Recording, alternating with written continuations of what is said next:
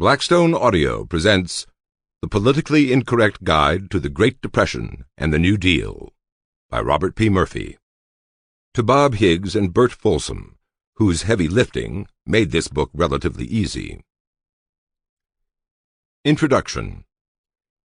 Everything you learned about the Great Depression and New Deal is wrong. If you are a typical American, you learned that the 1920s were a period of wildcat speculation, where the little guy was at the mercy of unregulated big businesses. You learned that the excesses of naked capitalism led to a great stock market crash, an horrific economic contraction, and skyrocketing unemployment.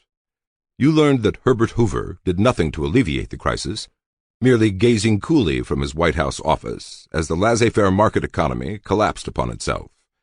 You learned that the American people demanded government help and voted overwhelmingly for Franklin D. Roosevelt, whose stirring words provided hope and whose revolutionary programs provided recovery.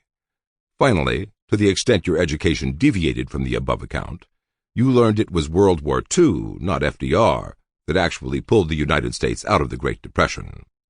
Every single element of this official narrative is utterly false, and any honest researcher who bothered to check his primary sources would have known it.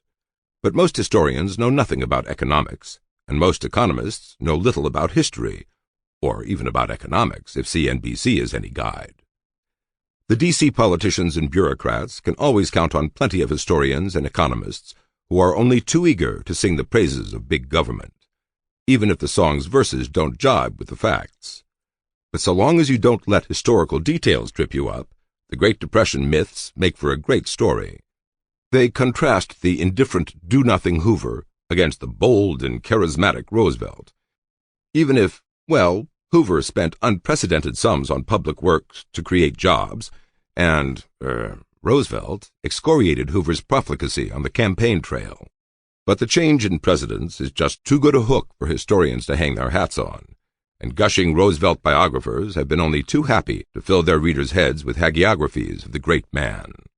This book is a guide to the most important period of American economic history, one that touches our fundamental understandings of how our economy works and what government should do.